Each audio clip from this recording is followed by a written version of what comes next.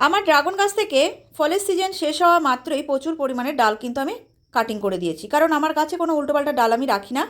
এই একবার ভারী ধরনের কাটিং করে দিলাম, এরপরে যে ডালগুলো বার হবে সেগুলো কিন্তু থেকে যাবে সামনের সিজনে ফলের জন্য।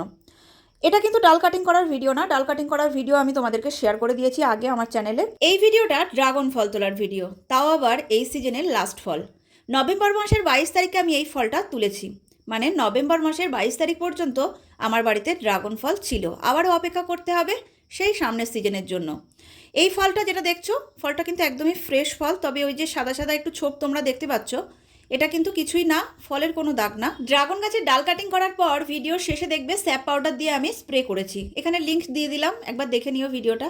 তো এই স্যাপ পাউডারের যে স্প্রেটা করেছিলাম, ওই স্প্রেটা ফলের গায়ে লেগেছিল, যেহেতু ফলটা গাছেই ছিল, তো ওটার জন্যই একটু সাদা সাদা ওই ছোপ ছোপ হয়ে আছে। এমনিতে ফলটা কিন্তু একদমই ফ্রেশ ছিল।